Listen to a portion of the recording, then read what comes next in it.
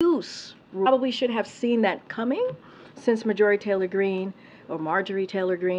is also trying to repeal the Inflation Reduction Act, policies that are responsible for high-paying manufacturing jobs coming back to her own district. Now, President Biden looks forward to visiting her district, as you've heard him say many times before, to highlight those good-paying jobs and the differences that they are making in the lives of real people on the ground in Georgia. And finally, as I just mentioned, as somebody just talked about his wonderful suit today, the Admiral is here, John Kirby, to take a few questions on some foreign policy news of the day, including Russia's suspension of the Black Sea Grain Initiative, the President's call, as you all know, with the Prime Minister of Israel, and the President's, and also Israel's President's visit tomorrow. And with that, Kirby, the floor is yours. Good afternoon, everybody. So I want to start today by addressing Russia's irresponsible and dangerous decision to suspend its participation in the Black Sea Grain Initiative, which will exacerbate food scarcity and harm millions of vulnerable people around the world. Admiral, I'm not sure the microphone is working. Yeah, we can't hear you. Same for KJP. Yeah, we can Sorry hear about you. that. Maybe we can. I will contact someone. Should I just yell? Yeah. I can do that. You're on deck. Admirals can do that. Is that better? Sounds like it is. No? No, Yeah? I don't think No. so. Okay. Give us a second. Want to make sure you're heard.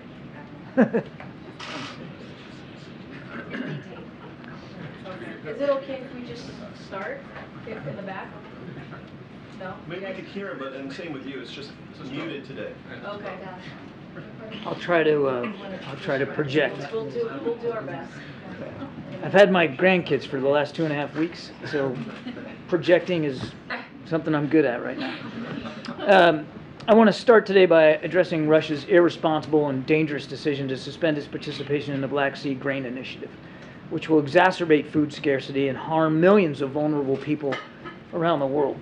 The Black Sea Grain Initiative has been critical to bringing down food prices, which have spiked as a result of Russia's brutal and unprovoked invasion of Ukraine. More than half of the 33 million metric tons of grain and foodstuffs that have been shipped through the initiative have gone to developing countries, including some of the most food insecure regions of the globe. These shipments have helped drive down and stabilize global prices, and every shipment under the initiative has contributed to reducing hardship in the world's poorest countries, since bringing grain to world markets lowers food prices for everybody. Russia's decision to resume its effective blockade of Ukrainian ports and prevent this grain from getting to markets will harm people all over the world. Russia will be fully and solely responsible for the consequences of this military act of aggression. Indeed, we are already seeing a spike in global wheat, corn, and soybean prices just today as a result of Russia's suspension. We urge the government of Russia to immediately reverse its decision. Meanwhile, the United States has and we will continue to work with other countries to enable both Russian and Ukrainian grain to reach the rest of the world, including by ensuring that our sanctions do not target, contrary to Russian propaganda, they do not target Russian food or fertilizer, and we will continue to support Ukraine's efforts to get that grain to markets that desperately need it, even if that's through other routes. A lot of work to be done here. This is a deeply regrettable and, as I said, a dangerous decision that we urge Mr. Putin to reverse. Now, just quickly, a readout on the President's discussion today with Prime Minister Netanyahu. They obviously talked about a broad range of global and regional issues of mutual concern. The President underscored his ironclad, unwavering commitment to Israel's security, and he condemned recent acts of terror against Israeli citizens. The two consulted on our close coordination to counter Iran, including through regular and ongoing joint military exercises. They noted that the U.S. Israel partnership remains a cornerstone in preventing Iran from ever acquiring a nuclear weapon. The President stressed the need to take measures to maintain the viability of a two-state solution and to improve the security situation in the West Bank. To that end, he welcomed Israel's willingness to consider new steps to support Palestinian livelihoods and recognized promising steps by the Palestinian Authority, for their part, to reassert security control in Jenin and other areas of the West Bank.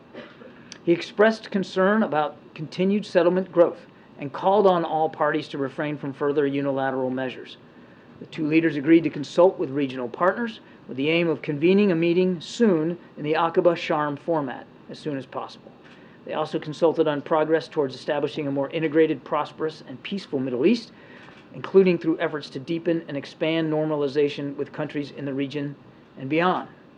Finally, President Biden reiterated, in the context of the current debate in Israel about judicial reform, the need for the broadest possible consensus, and that shared democratic values have always been and must remain a hallmark of the U.S. Israel relationship. That takes questions.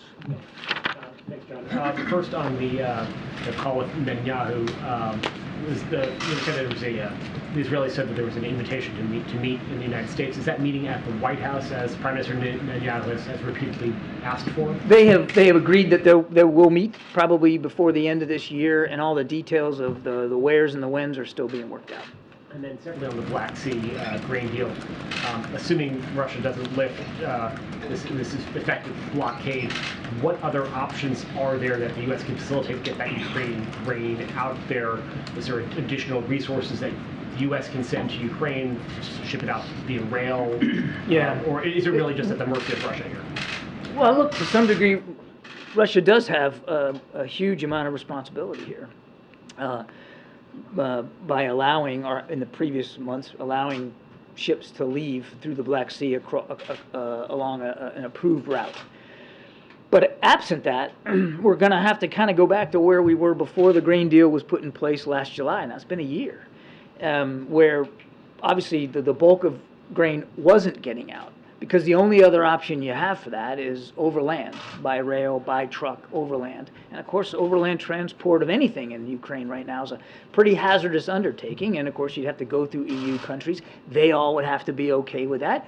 They have farmers and farms that they have to be concerned about for their own economies. So it's more cumbersome, less efficient, certainly not as an effective way to getting all that grain out of Ukraine. And that's why, before the grain deal was put in place, food prices were going up. The developing world, the so-called global south, was suffering under food scarcity. So, I mean, I don't want to stand here and promise you that we'll be able to fix everything as a result of this decision by Russia. We'll do the best we can. We'll continue to work with allies and partners to find new ways to get grain out.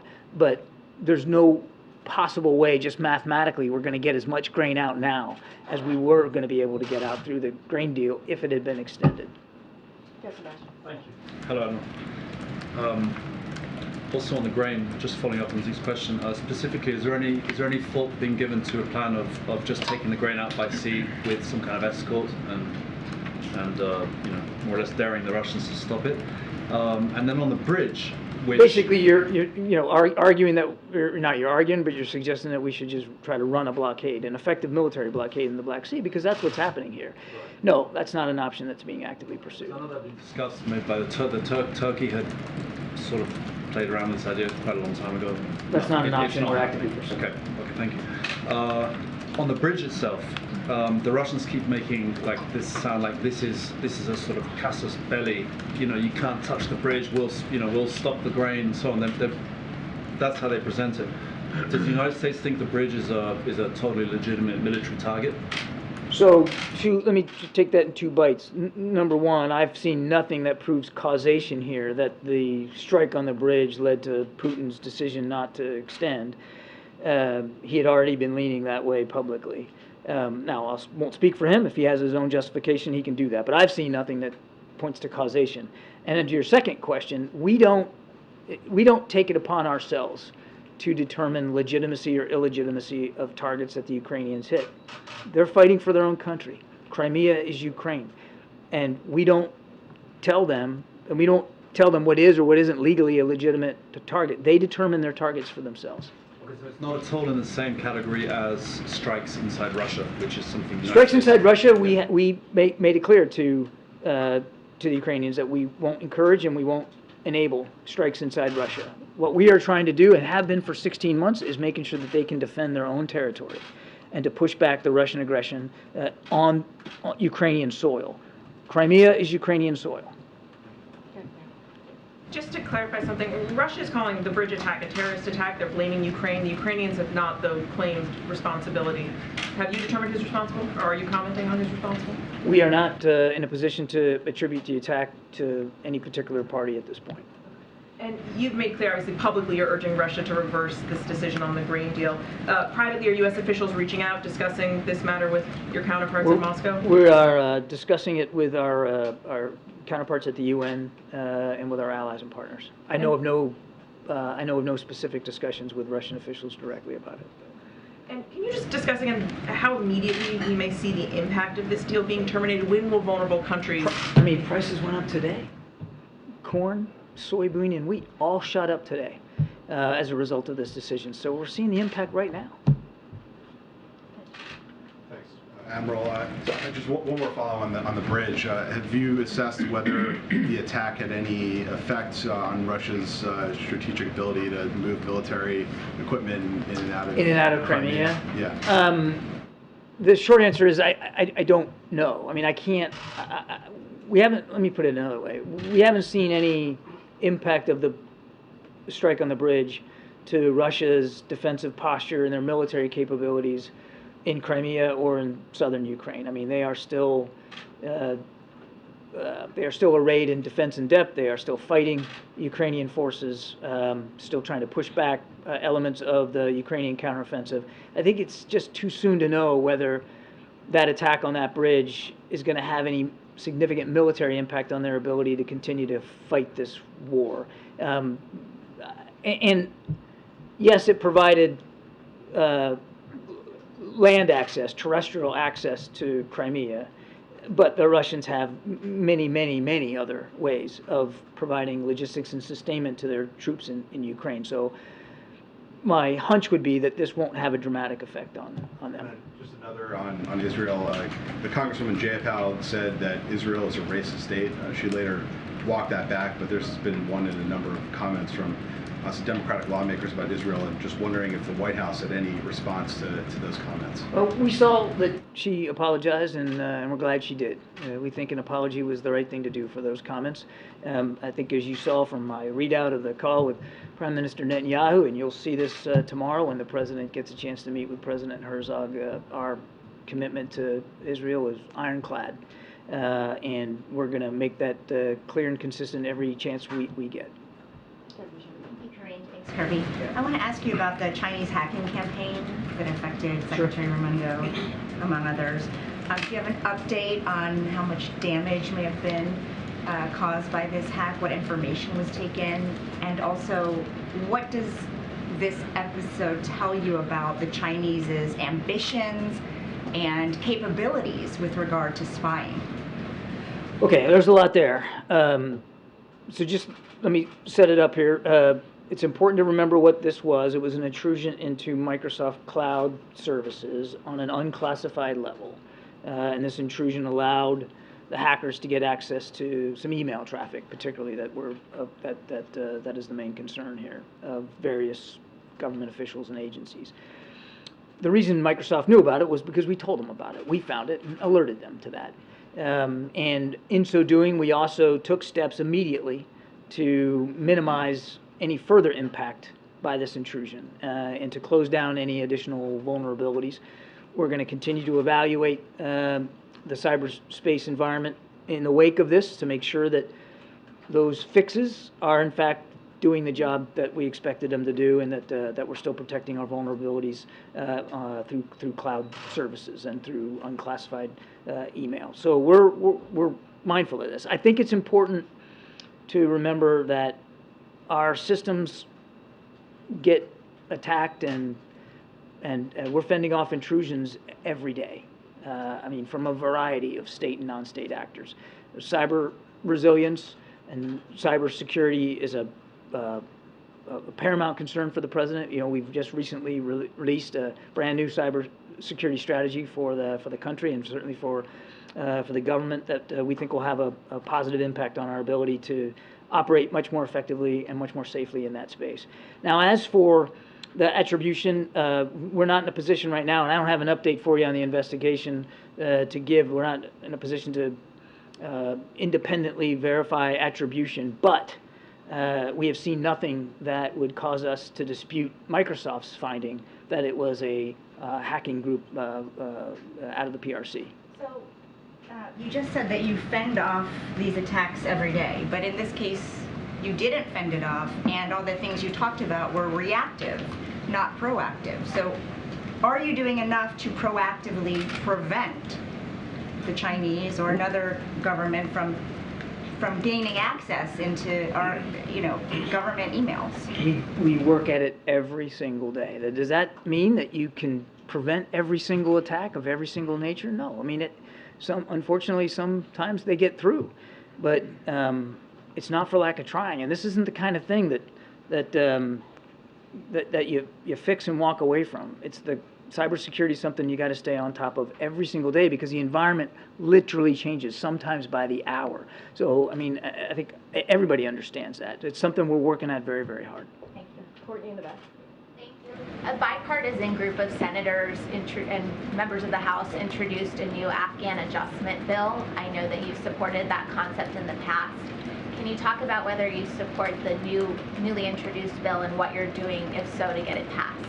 Well, we certainly support the legislative efforts here on the Afghan adjustment bill. And I don't want to get ahead of the legislative process or speak for what the president will sign or won't sign, but he feels strongly that we have to continue to do everything we can to welcome our allies, our Afghan allies, to our shores or other shores where they might want to go to start new lives and to make it easier for them to integrate and become citizens. So we're grateful for the work that Congress is doing on this score, and we'll continue to stay in touch with them, continue to support those efforts as best we can. Go ahead, Michael. Admiral, thanks. The president had not invited Bibi Netanyahu to the United States since he came to power again in Israel. There have been a lot of talk about the message that was intended to send, the delay in inviting him. Can you talk, given the fact that some of the concerns that the administration has vis-a-vis the judicial reforms are still happening, I mean, they're still there, it's not like something has been resolved to the United States' satisfaction. Can you talk about what went into the decision or what the president's thinking or the president's advisors thinking about finally extending an invitation and saying, yes, we want you to come here to the United States? Everybody's getting focused on the invitation and the meeting. And again, there will be a meeting here in the United States sometimes in the fall. But for the president, it was this was a phone call that he and Prime Minister Netanyahu had actually been trying to get on the books for some weeks, and he just came back from travel. And Prime Minister Netanyahu had some issues he had to deal with back home, and so it just the call fell today. That doesn't mean that, and you shouldn't take away from the fact that they had a conversation today and that they'll meet again in the fall, that we have less concerns over these judicial reforms or less concerns over some of the extremist activities and behavior by some members of the Netanyahu cabinet. Those concerns are still valid. They're disturbing.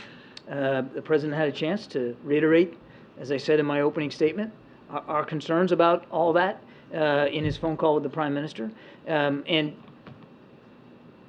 what we have found to be a useful process here is dialogue and diplomacy. These are two leaders that know each other, have known each other for a long time, and as friends can and friends should, you speak honestly, openly, forthrightly, candidly. You lay it out there, and President Biden has done that. He's done it publicly with respect to the judicial reforms, and he'll continue to do it in his conversations with Israeli leaders. So we shouldn't read anything into the fact that he finally relented and said, yes, we'll meet face to face. He believes that it was the appropriate time to have a conversation with the Prime Minister with respect to our relationship, which is a strong relationship, and he believed it was the right time to talk about meeting with Prime Minister Netanyahu sometime in the fall. Good, Jeremy. Thanks. John, given President Herzog's role in attempting to mediate a consensus agreement on this judicial reforms, given the president's own concerns, how much of a focus will the judicial reforms be during their meeting tomorrow? It will certainly be a topic of discussion, as it was today in the call with the Prime Minister.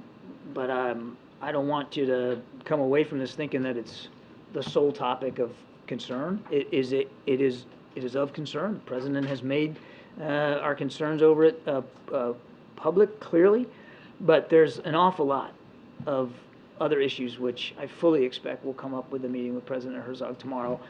The destabilizing activity out of Iran. I think you may have seen the Pentagon not long ago just announced some new deployments of military assets to the region in the wake of Iran's attacks on maritime shipping. The potential for additional protests now in Iran, now that the morality police is back on the streets and minding what women are wearing, as well as climate change and other broad regional security issues, including the normalization and stronger integration of Israel into the Middle East. A lot of the protesters in Israel who are protesting against this judicial reform, they have been sending a message directly to the president, asking for more support, more vocal support from the president of the United States, protesting in front of the U.S. Embassy compound in Tel Aviv. Does the president stand with these protesters, and what's his message to them? The same message that he's been sending publicly since this issue of judicial reform came up, that what we believe strongly in the democratic institutions and the ideals of democracy that the United States and Israel represent, not just in their particular parts of the world, but across the world. And we want to see Israel be as vibrant and as viable democracy as possible. And that means that you build programs and reforms and changes in a way that is based on compromise. And as I said in my opening statement, the broadest possible consensus across the governing organization. And he's been clear, will continue to make clear, that we stand for Israel, we stand for the Israeli people, we stand for Israel's democracy, and we want to see that democracy and the hopes and the dreams of all Israeli people and all their aspirations met through strong, viable, democratic institutions that are built on consensus and compromise. And a quick one on the grain deal.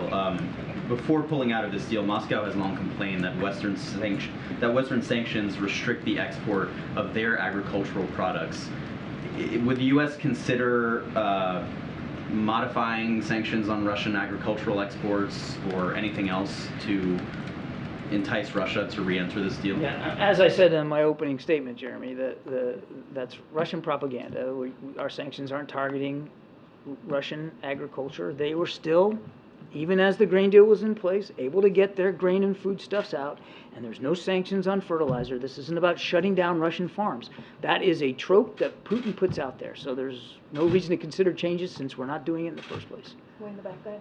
Thank you. John, I want to ask you about something that's starting to gain steam here in Washington, which is UAPs, unidentified aerial phenomena. Yes, there's I know what going that to be is. a House Oversight Committee hearing at the end of this month.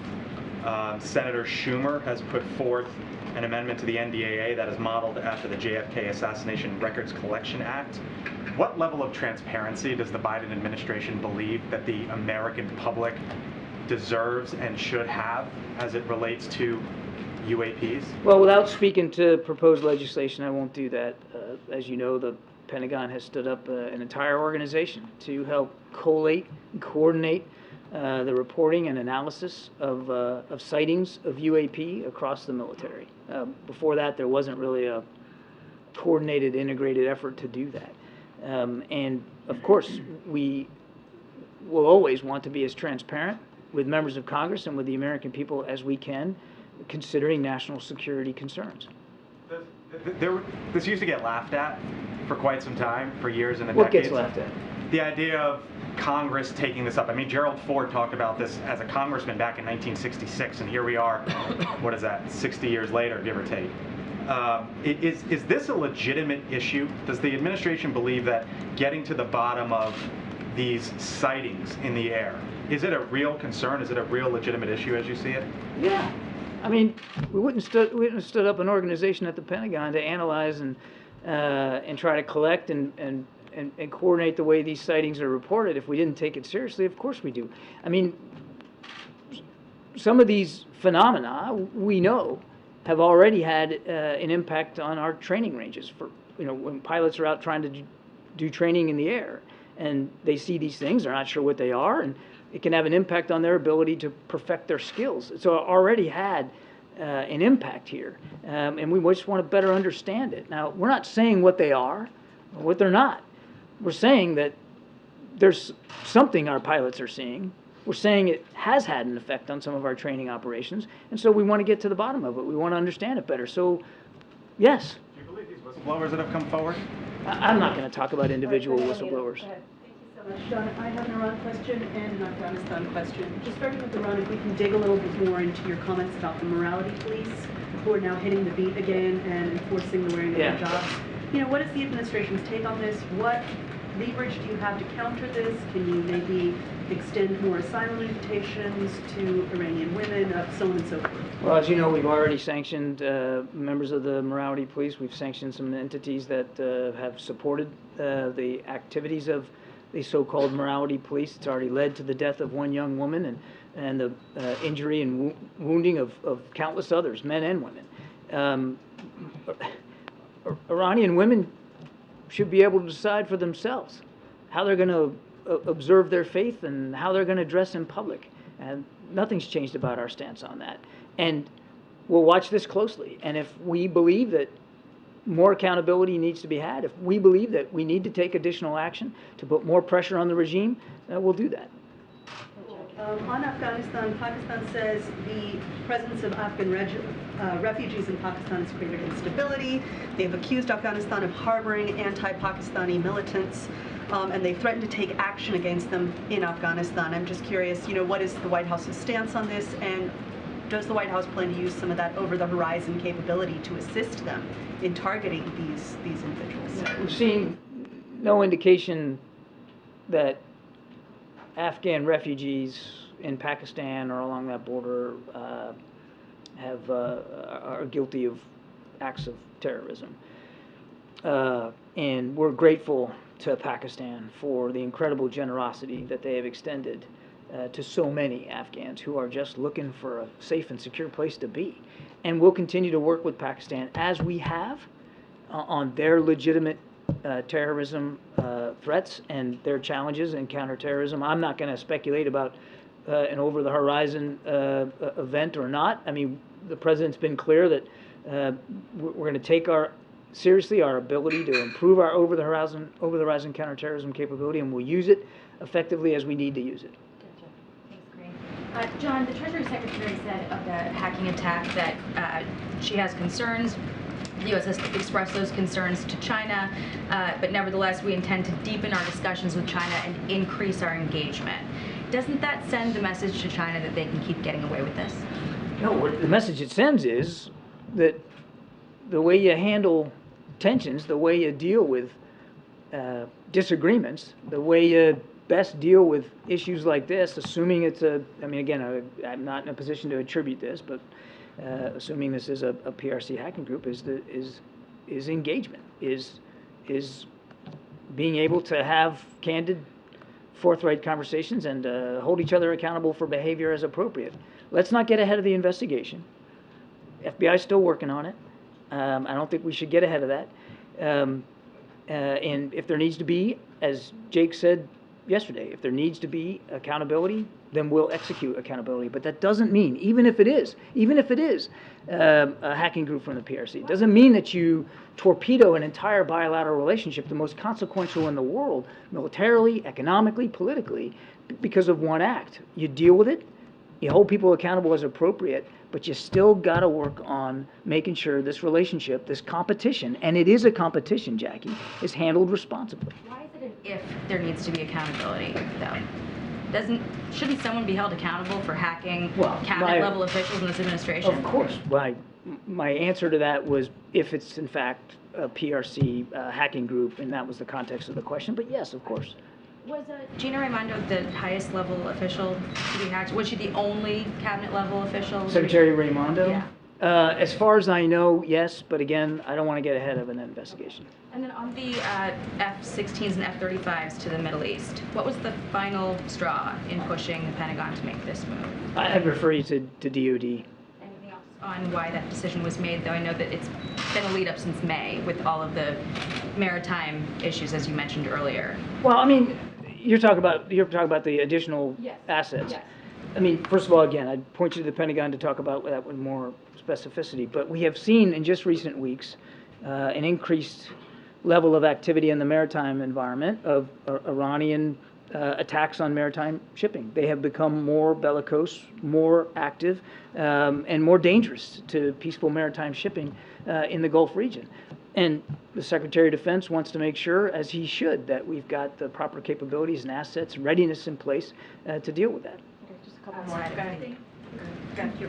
So on Tunisia, this weekend, Libyan border guards have rescued dozens of migrants, including children who have been left in the desert by Tunisian authorities without water or food. Human Rights Watch accused in a report Tunisia of carrying out collective expulsion of sub-Saharan migrants. The United States have a pretty strong relationship with Tunisian authorities, so have you been talking to them? What's your message to the Tunisian president? You know, I really don't have a good sense on that today. I'd refer you to our colleagues at the State Department. Thanks, Greg. Kirby, there's an FT report that for the past decade, millions of U.S. military emails containing highly sensitive information have been misdirected to Mali due to a typo with .ml instead of .mil. A Dutch tech entrepreneur who's been managing the country domain has been warning about this for the past decade, and control over that domain returns to the Malian government on Monday. They're a Russian ally, so what is the administration doing to deal with this issue and prevent our sensitive military data from potentially falling into the hands of a Russian ally, and how is this allowed to go unaddressed for the past decade despite warnings? I would first point you to our colleagues at the Department of Defense. This is really more for them to speak to, but as I understand it, they have now for quite some time have in place a tool that stops outbound emails that don't have the .mil at the end from going.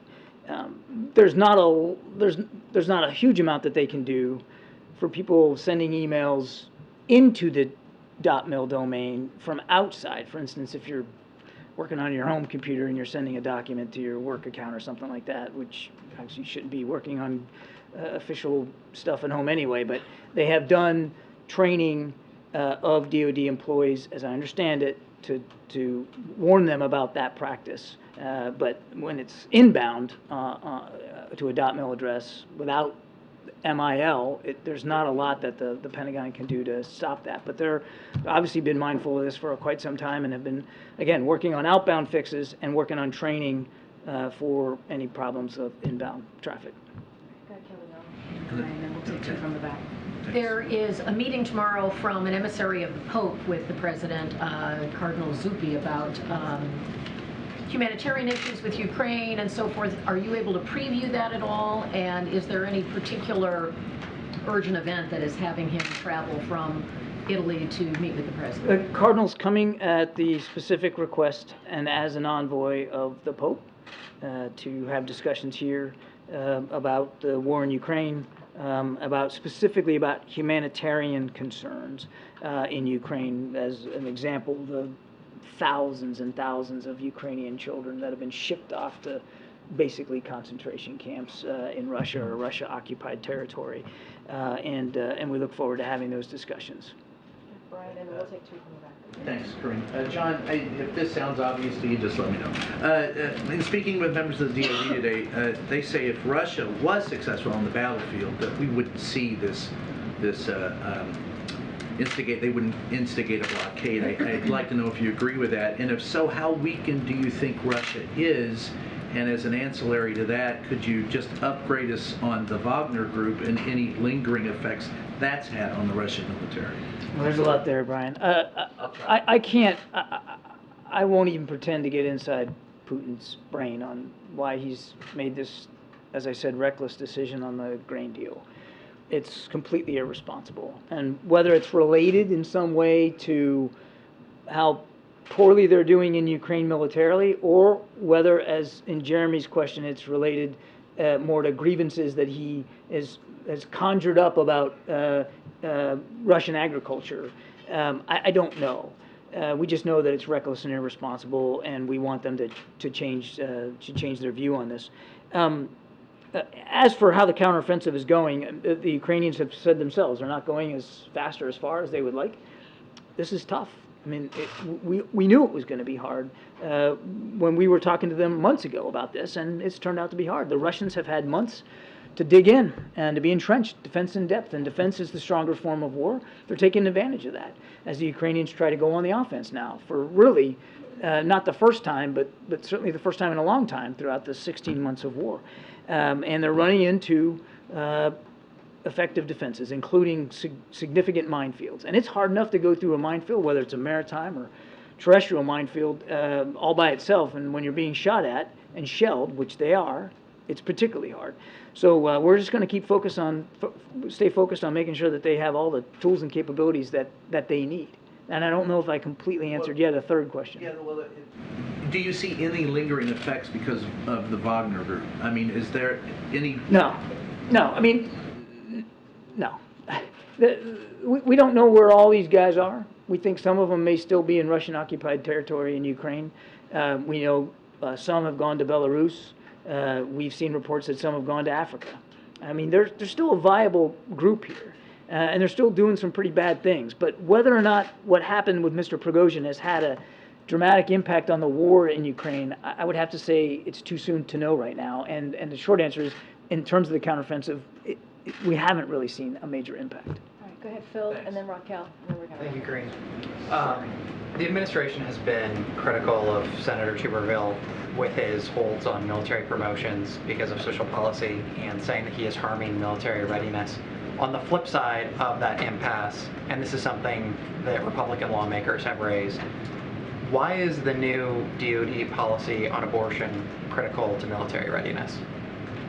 I'm really glad you asked that question. No, I mean, I really am. 1 in 5 members of the U.S. military are women, 20%. We're an all-volunteer force. Nobody's forcing you to sign up and go. People volunteer to go. You raise your right hand and you say, I'm gonna do this for a few years or even for my life. And it might cost me my life to do it. And when you sign up and you make that contract, you have every right to expect that the organization, in this case the military, is going to take care of you, and they're going to take care of your families. And they're going to make sure that you can serve with dignity and respect, no matter who you are, or who you love, or how you worship or don't. And our policies, whether they're diversity, inclusion, and equity, or whether they're about transgender individuals who qualify physically and mentally to serve, to be able to do it with dignity, or whether it's about female service members, 1 in 5, or female family members being able to count on the kinds of health care and reproductive care specifically that they need to serve. That is a foundational, sacred obligation of military leaders across the river. I've seen it myself, and it matters because it says we're invested in you because you are being willing to invest in us. You're investing your life, your family's livelihood with us. We owe you that back in return. I had a chance a couple of weeks ago to meet with some military spouses here at the White House. Some were active duty members, some were spouses, all were women.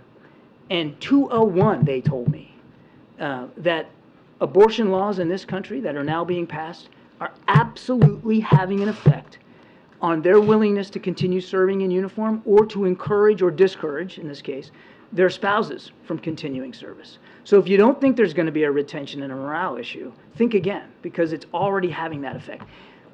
I have a son in the Navy. I think you all know that, and son-in-law too. They're both stationed down in Norfolk on destroyers. You know, and they're proud to keep serving their country in the Navy, but you know, the Navy told them where to go. You go where you're told. That's the way orders work. You go where you're assigned. You don't get to choose. And so what happens if you get assigned to a state like Alabama, which has a pretty restrictive abortion law in place, and you're concerned about your reproductive care? What do you do? Do you say no and get out? Well, some people may decide to do that. And what does that mean? That means we lose talent, important talent. And we're, again, an all-volunteer force. Recruiting is tough enough as it is with a very strong economy out there. We want to keep the people that we get, and we want to make sure that they can continue to serve. So it can have an extremely significant impact on our recruiting and our retention. Not to mention, it's just the right darn thing to do for people that raise their hand and agree to serve in the military. Thank you, Admiral. Okay, Raquel. Thank you so much, Karine. Hi, John. John, last week, Congresswoman Ocasio-Cortez asked the U.S. government to release secret documents about the U.S. involvement in the military coup in Brazil in '64. In a few days before that, a group of Brazilian organizations sent a letter to President Biden to request the same. So what is the U.S. position on this matter, and will the administration consider releasing those documents? You know, I'm going to have to take your question. I am not tracking this particular event, and I don't want to speculate right now, but I'll tell you what, we'll take the question and we'll get back to you. We'll get you an answer. Thanks, everybody. All right, thank you, Admiral. See ya. And Admiral, I want to say thank you for your service and raising your hand, dignity and respect. That was really important. Thank you. Oh, now the mic works. Okay, go ahead. Kick us off. I don't have anything else. Thanks, Karine. First off, on the rising grain prices that John discussed before, is there any U.S. government concern that could sort of raise inflation concerns here at home? Really good, we saw positive trend lines in the last few months, but that could reverse some of that progress? So look, I think you said something that I definitely want to lean into, is we've seen some positive trend lines over the last 12 months in particular as it relates to inflation and how we have seen it ease. We saw that most recently in the CPI numbers that we saw just last Wednesday. And so it's gone down 12 months in a row to 3%, which is the lowest it's been in the last 2 years. And everything that you are seeing with our economy being stronger, wages going up, unemployment going down, staying under 4%, something that we haven't seen in 50 years, is because of Bidenomics, as you've heard us talk about. It's because of the work that this president has done. And certainly we are leading globally and as our economy is getting back on its feet, especially after getting through this pandemic. As far as the inflation that may be caused because of the grain, I know the Admiral talked about how we've seen some prices go up just today. I don't have a full account of how that's going to certainly affect the positive momentum that we've seen as far as inflation going down, but it's certainly something that we're going to monitor and keep a close eye on. And separately, Kirby got a question about Congresswoman Jayapal's comments. I'm going to ask you about another Democratic official's comments. Robert F. Kennedy was filmed at a dinner suggesting that COVID-19 was ethnically targeted at certain populations. The president's the leader of the Democratic Party. Does he believe that that sort of language, rhetoric, sentiment has any place in the Democratic Party or in American public life at all? It's an important question. I want to be careful here because I don't want to address a 2024 candidate, right? We're not going to do that from here. But what I will say more broadly, which I think is important, because I think if you look at the last 2-3 years since 2020, since this pandemic hit, there are countless Americans, American families who are seeing an empty seat at the Thanksgiving table, right? For the past, who knows, couple of years, past year, couple of years, because of what the pandemic has done to families across this country, because of the suffering of COVID. And that is something that we have to acknowledge.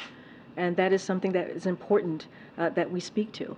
Because if anything, all of us probably have that same, sadly, that same thing in common, that we have lost someone that we loved because of this pandemic. So the claims made on that tape is false. It is vile. And they put our fellow Americans in danger. If you think about the racist and anti-Semitic conspiracy theories that come out of saying those types of things, it's an attack on our fellow citizens, our fellow Americans, and so it is important that we essentially speak out when we hear those claims made more broadly. I want to quote something that the American Jewish Committee said, which is the assertion that COVID was genetically engineered to spare Jewish and Chinese people is deeply offensive and incredibly dangerous. Every aspect of these comments reflects some of the most abhorrent anti-Semitic conspiracy theories throughout history and contributes to today's dangerous rise of anti-Semitism.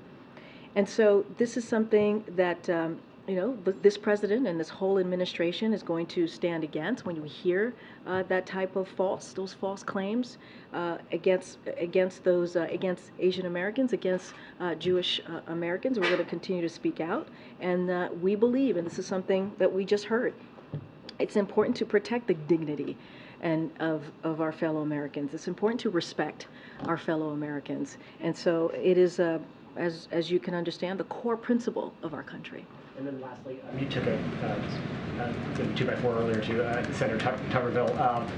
The senator is the president is a former longtime member of the Senate. You talked about the concerns about military readiness here. At what point, why have we not heard the president call on his colleagues, many of them his friends, to end the process of holds and change the Senate, the way Senate works and go around Senator Tuberville here because it's important. In Helsinki, the president spoke to Republicans in the Senate, speaking up against this, right? Control the Senate. No, totally understand that. But we're talking about one person, right? One person who's holding this up, which is Senator Tuberville. He is the one holding this up. You have to have that ability to hold things up. I mean, that's what we're seeing. We've been talking about this, Zach, for weeks. For weeks now, we've been talking about Senator Tuberville and what he's been doing. And look, it is, I've said this, the Admiral said this, it is holding Americans' military readiness hostage. That is what he's doing. It is one senator who is doing that, who has been doing that this past several weeks. And so, look, we're going to keep speaking out to it. You heard that from me. You heard that from the Admiral. You heard that from Jake. Jake Sullivan, the National Security Advisor. You heard it from the President himself during his Helsinki press conference. And so we're going to continue to be very clear about it. We're going to continue to ask Republicans in the Senate to speak against this and to hold the Senator Tuberville accountable. But you're not going to advocate to get rid of the whole process. That's not. I mean, look, what we're talking about is this particular process that we're seeing right now, as we're talking about the NDAA holding these nominees, which is something that we've never seen before. This is a bipartisan process that has happened and occurred many years before this moment. As you talk about the 2x4 that you said that I just landed on the senator. We talked about what he said in 2021. I talked about what he said in 2022. And, we're talking about our military families, and making sure that we are ready to protect our national security. Okay. Thanks, Karine. Following up on that, as it relates to Senator Tuberville, he spoke last week with the Defense Secretary, Lloyd Austin. Is there a sense from the White House that conversation was productive at all, and will there be any follow-up from the White House with Senator Tuberville regarding this issue? So I don't have a readout to that conversation. I don't have anything to follow up. But clearly we have been, if not communicating at a podium, certainly communicating through members of this administration. I just don't have anything else to share beyond that conversation. As it relates to the NDAA, is the White House confident that once this legislation goes to conference, that most or all of these kind of conservative wish list items that made it into this bill will not be in the final version of the bill? So what we believe and what we have said, and I believe Jake Sullivan said this yesterday as he was making the rounds on the Sunday morning show, is that this legislation will never get to the president's desk. Just a couple of things. It is extreme, as you just stated. Some of these provisions or specifics that are in the legislation. It targets females and LGBTQ service members.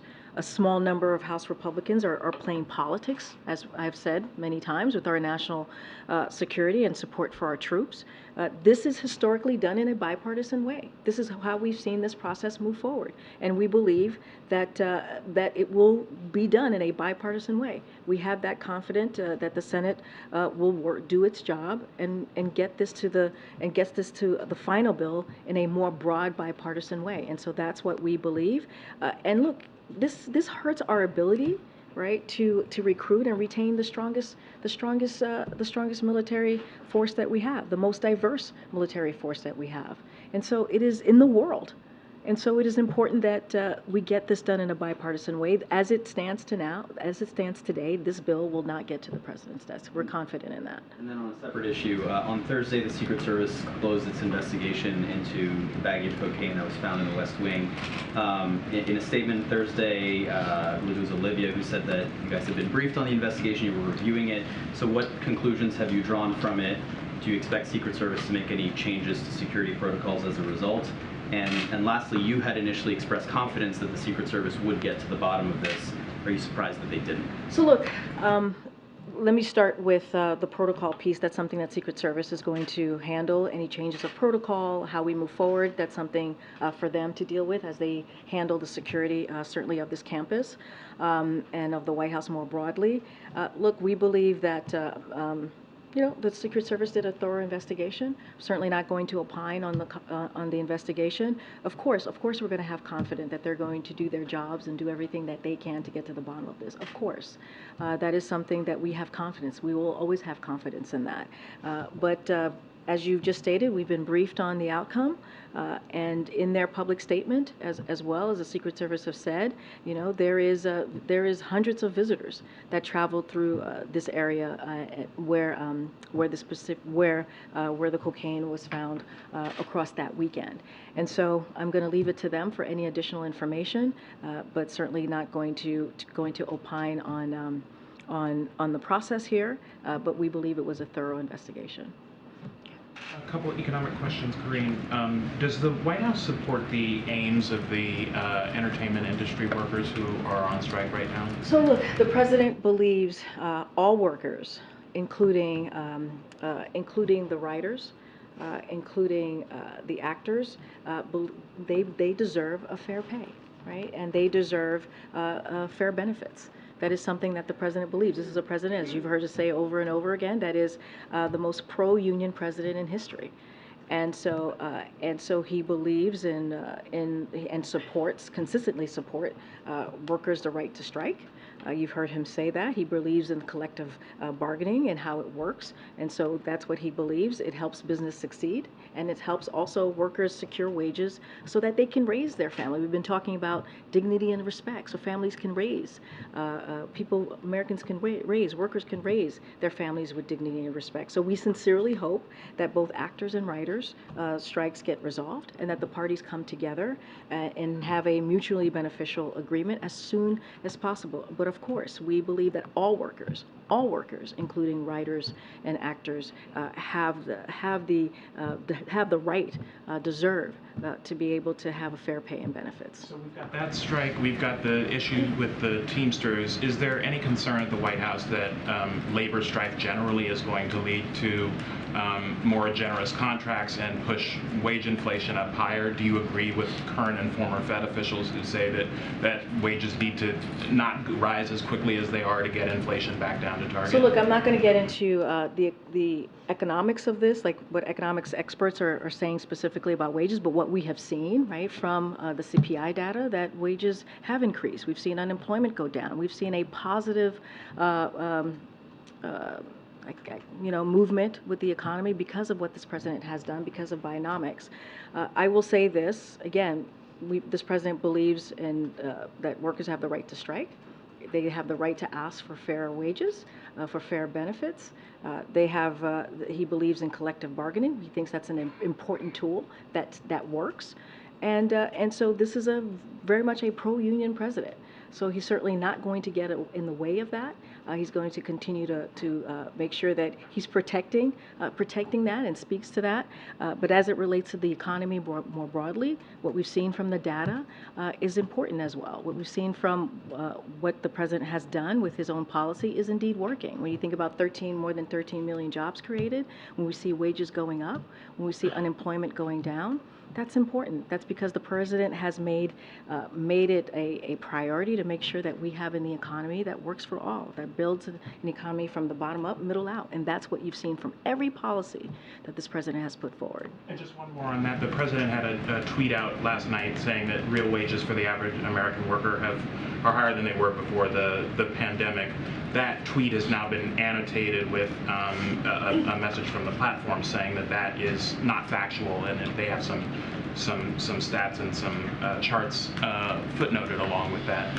Do you welcome that kind of contestation from tech platforms? We disagree. Do you have any?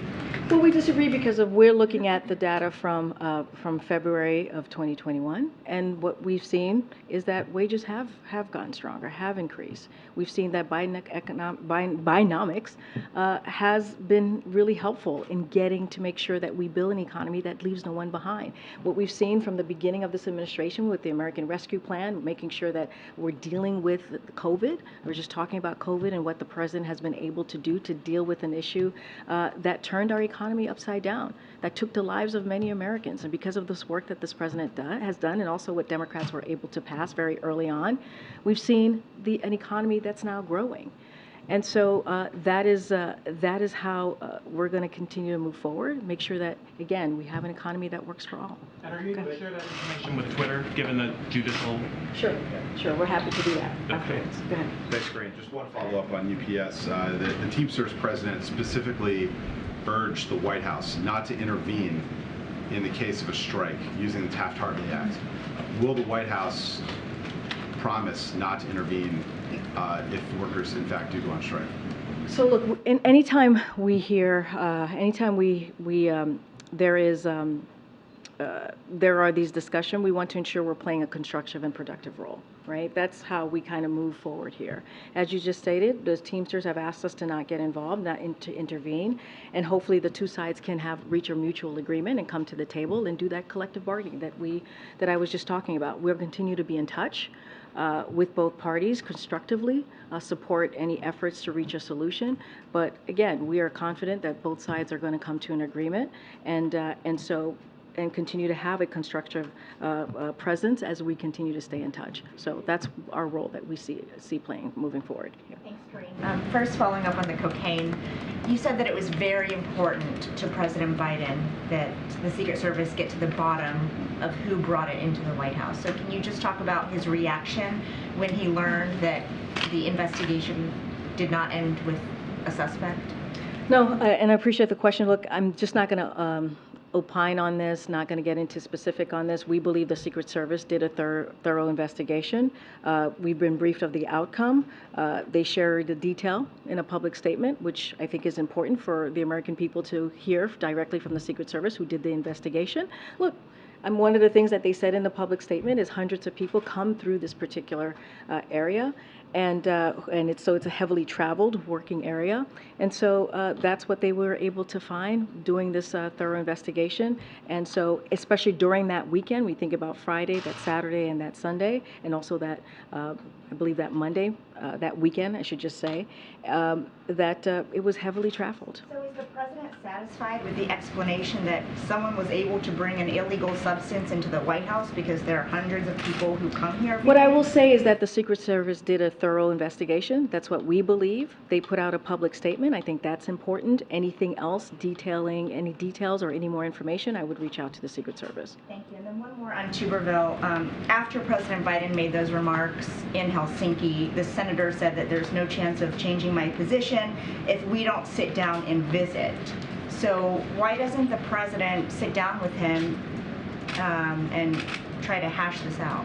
Why does this senator continue to do something that has been done in the past in a historically bipartisan way? Why? Why make this political? Why politicize and make it partisan? That is something that this Senator Tuberville, to be specific, has done. And it's hurting our military readiness. So this is actually a question, we're not the problem here. We're not causing this. This is the senator who's causing this. He's causing something that has never been done before. Historically, this is done in a bipartisan way. So he's holding this up, or has been holding this up, and this is a question for him. So just to be clear, when the president said that he would sit down with Tuberville if he thought there was any possibility he would change his ridiculous position, that was the president saying no. What I'm saying is this has been historically a bipartisan bill, and so which has been made recklessly partisan. That's what I'm saying. And it's hurting our ability to recruit. It's hurting our ability to retain the strongest and most diverse military that we have in the world. That's what he's doing. And so that is a question for him to answer. Thank you. I'm just going to try and call us. Go ahead. Thank you. I'm wondering what the administration's priorities are for the Farm Bill and anything specific related to nutrition. So I don't have anything to update you on the Farm Bill or anything related to nutrition. I would have to go back to the team and get back to you on that. Just don't have anything new to share at this time. Get it. Yeah, thanks, Karine. So the Penn Wharton budget model recalculated costs based on the new rules for the student loan forgiveness. The model now says that those rules will cost an additional $475 billion over the next 10 years. I'm just wondering when the president will unveil a plan that actually reduces spending. So look, just a couple of things, because as it relates to, and you're talking about the student loan? The student loan forgiveness. The new rules that, from the Department of So look, the Department of Education, they estimated this particular piece to cost about $156 billion over the next decade. And the reason why we were able to do this, the reason why we believe this is being done in a responsible way, and let's not forget, we can afford to give middle-class Americans, middle-class families, a little bit of breathing room, as you hear from this president over and over again. And so, and it's because the progress that we have done to make sure that the deficit is coming down. And that is something that the president has done. Let's not forget, the first 2 years, the deficit has gone down by more than $1 trillion. And that is the end of deficit reduction because of Bidenomics, because of the work that he's been doing. COVID spending coming off. The deficit's actually increasing according to the CBO. Well, look, what we have seen is it's gone down over $1 trillion, right? And he has done this in a responsible way. And so he has done reduction. As we look at the deficit, it has come down and done so more than any other president has been able to do in their first 4 years of the administration. And so that's important as well. And so he's taken policies that have been responsible, that has made sure that it doesn't add to the deficit, that it actually decrease the deficit. And you've seen that if you think about the Inflation Reduction Act, you've seen that over and over again in historical pieces of legislation that he's put forward. Let me ask you about EVs. Ford just cut the price of the F-150. Cox Automotive is showing that dealerships now have a 92-day supply of EVs on their lots, which is about twice the average for a gas-powered car on their lot. Is this the marketplace speaking, saying that people don't want this transition as quickly? So look, I've seen that same study. A couple things that I also want to make sure that folks know about. The EV sales hit a record high last quarter and increased nearly 50% from the same time last year. So that's important to note. And EV prices are actually down 20% per year over year on average, with EVs that are eligible for the Inflation Reduction Act credit seeing high demand. So we're seeing a lot of high demand here, which matters as we're looking at this study. And because of what this president has done, and the congressional Democrats, as we think about the Inflation Reduction Act, sales are going up. Costs are coming down. That's important to note. It's also good to see that after a couple of years where it was hard to find electric vehicles, they are now readily available for consumers. So, that is also important as we move forward with the Inflation Reduction Act, as we move forward in implementing a very historical piece of legislation that's going to deal with climate change, that's going to create record jobs, right? Good paying union jobs. All of these things are coming out of the work that this president and Democrats have been able to get done. Okay.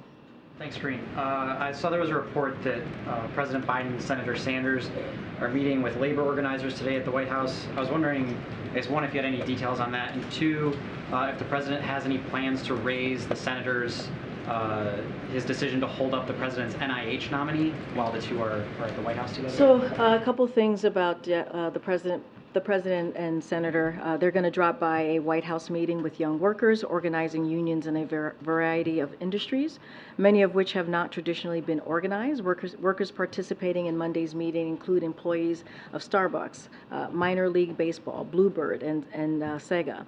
During Monday's meeting, the president and Senator Sanders are expected to congratulate organizers for the work they've done to lead a resurgence of labor organizing across the country and discuss his belief that worker power is essential to growing the economy from the middle out and bottom up. So administration officials, just a few of them who are going to be joining the president and the senator, it might have happened already, is Acting Secretary of Labor Julie Su, White House National Economic Council Director Lael Brainard, and White House Director of Government Affairs Tom Perez. And so those are going to be the folks who have, I think this already happened, joined the president and the senator. And I think he might be going to the sticks at some point to take your questions. And were there any plans to raise the concerns about the NIH nominee? That part I can't speak to what was brought up in the conversation that he may have had with the president, but I can tell you about this meeting that occurred moments ago. Okay, go ahead. A White House official last week said that they hoped Senator Sinema would change her position on the nomination of Julie Su. Did Senator Sinema tell the White House she would oppose the nomination? So I don't have anything to share. She's going to have to, clearly the senator can speak for herself. What I can say is that we are committed to Acting Secretary Julie Su to get through and become the next Secretary of the Department of Labor. That is our commitment that we have had for the past several months, and we're continuing its unwavering commitment. And so we're going to continue to fight hard. The president is going to continue to fight hard. His White House office is going to continue to fight hard to get her through. We believe that she is qualified to be Secretary of the Department of Labor. She has shown that over and over again as a Deputy Secretary of Labor. She has been effective, and she got, as you all know, got Democratic support when she became the Deputy Secretary of Department of Labor, and we believe that she should get that support for this secretary position as well. Go ahead, Courtney. Thank you. I wanted to ask about Julie Su again. Is the White House still actively having what you call those war room meetings with different officials to try and get her confirmed? So what I can say is we're actively working very hard to get her confirmed. We believe she is qualified to be the Secretary of Department of Labor, and so that is our commitment and the President's commitment. I also wanted to ask you about the two strikes in Hollywood. Is the White House or another representative of this administration going to get directly involved in that? Look, I don't have any more to share of what I just laid out. Look, we believe, and the President knows, that collective bargaining works for employees and employers. That is something that he's been very consistent about and has said over and over again. He urges both parties to negotiate in good faith and reach a mutual acceptable resolution. And so that's what the President's going to call for. And he believes that both writers and actors, they deserve a fair pay and also fair benefits. All right. Teamsters piece, you mentioned how you're keeping in touch with both parties on this to be a constructive part of it. Who in the administration is doing that? I know in the past on different union issues you've appointed certain cabinet officials or White House officials to lead on that. So I don't have I mentioned just last week, I had mentioned for EAW, we talked about Gene Sperling. As you know, Julie Su has always been as the acting labor secretary, has always been involved at least in having these conversations, staying in touch. Don't have anybody particularly leading it, but certainly Julie Su is certainly involved in keeping in touch and having those conversations. Thank you. Great. Thanks, everybody. See you tomorrow.